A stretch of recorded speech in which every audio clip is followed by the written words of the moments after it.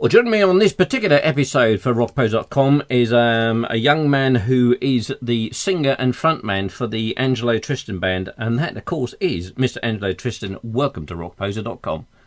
Good to see you. Good to see you. Well, you're a band who I came across quite by chance, as it happens, on Facebook, as these things seem to work out. And going on from there, of course, you're the guys who opened up for my Fibrefest this year and went down an absolute storm. Yeah, it's good fun, man. It was really good fun. Meeting all those guys, man, it was a good experience. So tell me about the band. How did it come about, and how long have you guys been together?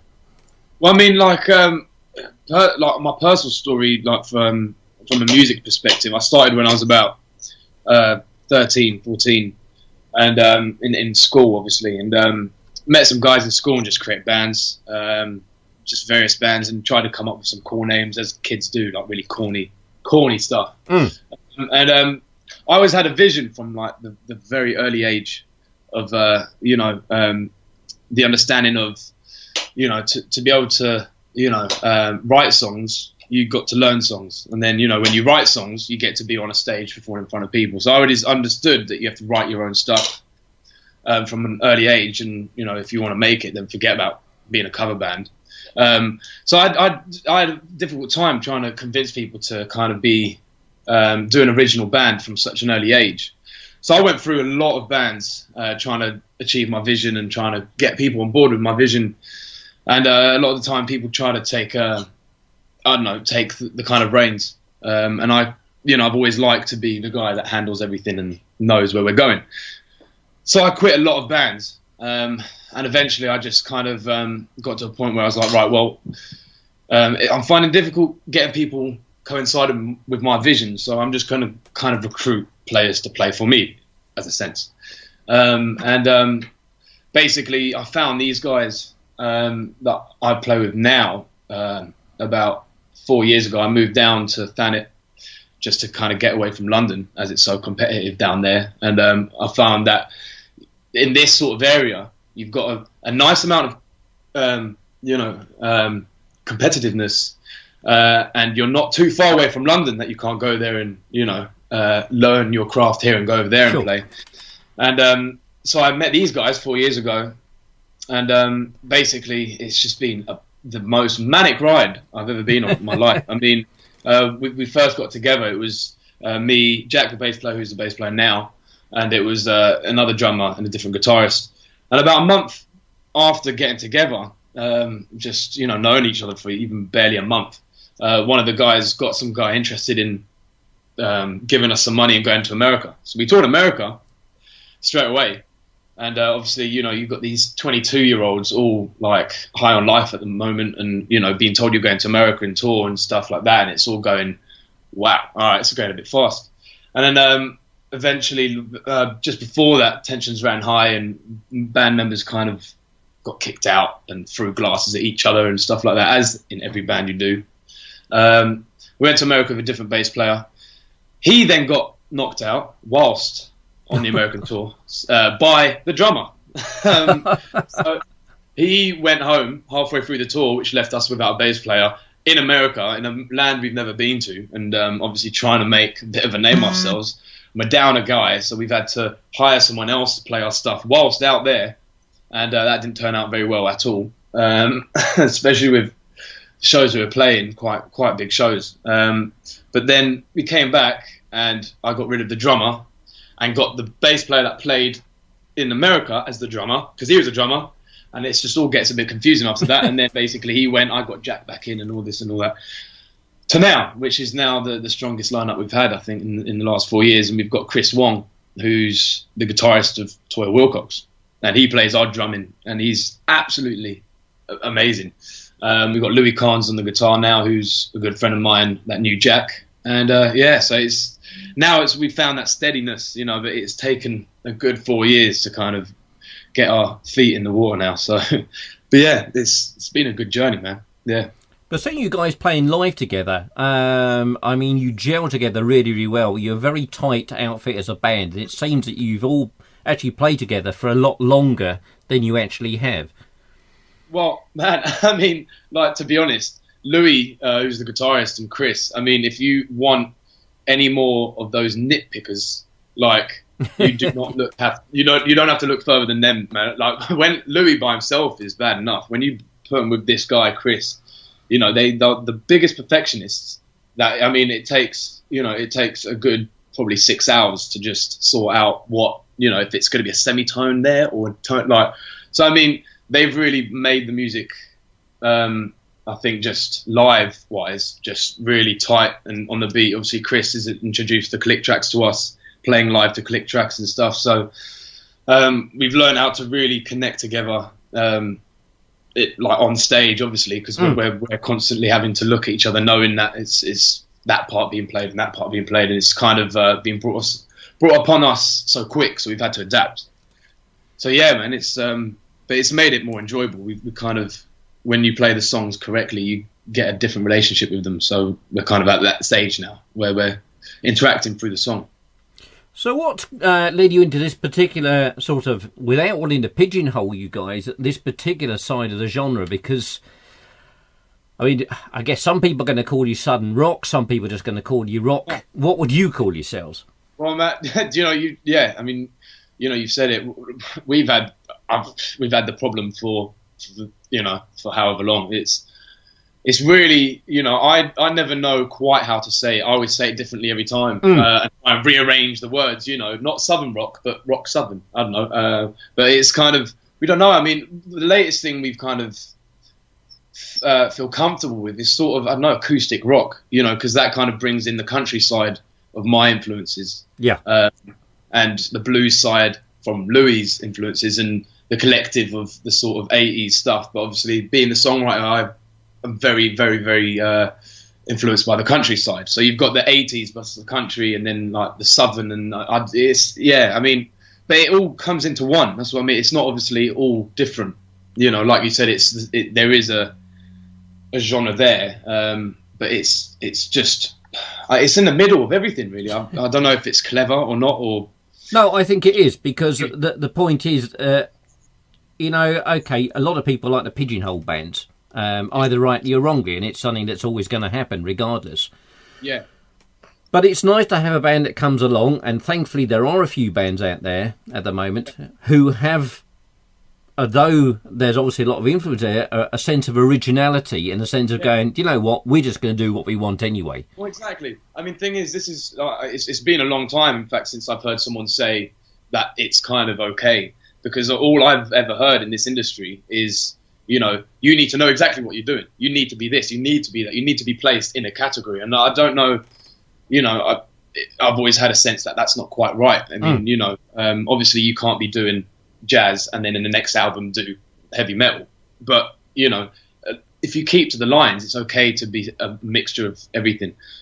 And, you know, I think obviously in a dire industry as the music industry is now, it needs something that is kind of maybe that people can't really put on the nail. So, you know, like you said, there's a few bands out there now doing things that are a bit different that have been done in the last 30 years, which is, I think, what needs to be needed. It's interesting that there's a few bands, and one I could think, another Kent band, Salvation Jane, who started off very much as a blues and blues rock band, and now with the new stuff, quite a different twist to it. And I know it's for want of a better, upset a few traditionalists, but I think, well, you know, good on you, all bands like yourselves who are going out there and just you know, doing your thing, because I think there's a real danger otherwise that you're going to stifle that musical process by trying to conform. Yeah. Well, of course. I mean, like you said, you upset, you know, certain people. But I mean, you're not going to get anywhere unless you do upset, you know, a few people. Absolutely. So going forward, then obviously you've got the EP out, which is a 5-track EP entitled Bootleg. Are you guys going to be doing a full-length album? Yeah. Well, I mean that EP is, you know, we've done so many demos over the past few years. I mean, we've kind of now got to about 3 albums worth of material. Right. We just keep recording. And I'm trying to pick the right time to do an album, as much as I want to do one right this instant. I've kind of got something set in my heart of what I want to do. Right. And obviously also kind of just developing the funding and the backing that, of course, would like to do a debut album. I don't want to kind of go into a studio half-assed and release something and not be completely happy with it. You know, and I think, yes, I mean, we should be doing something in the studio within the next month, but we're not quite understanding what's going on with that just yet, whether it's going to be just promotional purposes or if something's going to be released. But that should be coming in next month. So as soon as we understand, then something will be released. But I mean, this bootleg thing is literally just a bunch of demos that we've kind of collaborated over the past years. So will you go maybe for funding, say, the Pledge Music route, which obviously a lot of bands are doing now, and quite successfully, to be honest? Yeah. Well, yeah, like we've had loads of problems with our tour transport at the moment, and we've used these, you know, crowdfunding pages to help us, you know, either fix it, or at the moment we've just used one to help us get some funds for a new one. So I mean, I feel bad, you know, putting up some more to kind of, you know, get us some extra stuff, because I feel like our supporters are doing so much for us already that I feel bad in myself asking for a bit more. So I'm trying to do that in other means, you know, so then it doesn't come across that I'm trying to get money up from our supporters, because that's not what I want to try and do, obviously. I guess it's a double-edged sword, because, I mean, one of the plus things, of course, for Pledge Music from a fan's perspective is that they feel more connected with the band, and obviously, as with all these things there's generally sort of goodies connected with it, be it T-shirts, CDs, experiences, etc., etc. So it is a double-edged. I can get what you're saying with the fact that, you know, you feel like you're standing there with a begging bowl out, but with the music industry being as it is, you know, even if you were to get picked up by a label, the chance of getting any money out of them is pretty slim. You know, it's ridiculous. Obviously, the whole market now is through, you know, obviously substantial touring, or just, you know, by God's hope, making an app that a million people buy. But it's it's ridiculous how the whole industry is working right now. You know, it's difficult. It's difficult. I mean, let's face it, nobody really knows the answer to the problems that are in the music industry. And obviously, you know, there's a million debates you can have regarding not doing that, but obviously streaming, illegal downloading, it goes on and on and on. And, you know, I'm going to take my hats off to bands who still, you know, make an effort. They still start, you know, there's still new bands. And as I said earlier, you know, there are a lot of great young bands who are making an impression now and sticking their head above the parapet and shouting, "Oi, you know, we are here." Yeah. Well, I mean, it's definitely better getting to the end of your life and being at least I did it and failed, instead of a coulda, shoulda, woulda. So I mean, it's I wouldn't be able to live with myself if I didn't ever say to myself, "Listen, give it a go," you know. And I think now a lot of people, like you said, a lot of bands are having that mentality, because it's gone so far now in the last 20 years where, you know, you haven't had a major band breakthrough. No. You know, I mean, if you want to think back to the 80s and maybe the 90s, there were big bands that people could look up to. And I think in the last 20 years, I mean, Lady Gaga, you know, it's about time you get another Bon Jovi or another Skid Row or another Guns N' Roses. There needs to be that breakthrough. And I think it's around this sort of time where something's going to happen and another, you know, generation of bands are going to pull through. It's just about all getting together, really. And doing it is, and it is doable. You know, I see band when I think of another particular favourite band of mine who actually headlined at Firefest last year, which is Raven Eye, who are touring the States again at the moment. Yeah, they've gone from 0 to 200 mile an hour within 2 years. Yeah, I mean, it happens, doesn't it? And it's just getting the right people on board and just connecting with the fans. You know, and the fans are hungry; they want the music.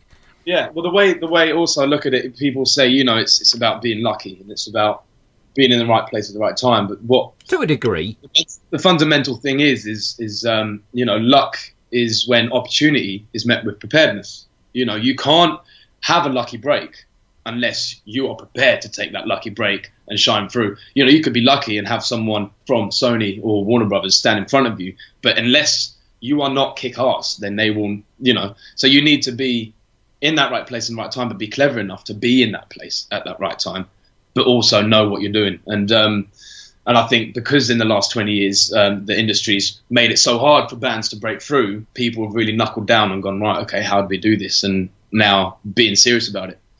Well, it's going back to basics, isn't it? It's honing your skill. It's going and playing the pubs and the clubs and travelling hundreds of miles in a knackered vehicle. You know, there isn't a shortcut. Yeah, well, exactly. And I think the society is so developed around, you know, being the working man and being locked up in the society that people are now forgetting how to dream as well. You know, people are just now conforming to the normal way of life and not willing to take the risks. And again, it's starting to break through now. You can see that society is starting to become a bit of a freer place, and people are starting to believe and get inspiration. And you're seeing it on YouTube and stuff. I love it when I watch, you know, my favorite people and celebrities and people that have made it. They're starting to come out with these inspirational videos saying, you know, just believe. If you don't believe, then nothing's going to happen. So, yeah, Well, Angelo, it's been a real pleasure talking to you. I'm going to say wish you all the best of luck with the band. You too. Thank you. If things are right, then hopefully, you know, you should break the big time. Certainly, folks, if you've not checked the band out, then I would highly suggest you do, because these guys are absolutely great live. And, well, I know I'll be seeing you guys again live very, very soon indeed. And, yes, looking forward to the album already. Sweet, man. Sweet. We'll let you guys know what's going on. Definitely. And you can find the guys on Facebook at facebook.com/Angelo Tristan Music. Don't forget to pop over to rockposer.com for more interviews and, of course, music news and reviews.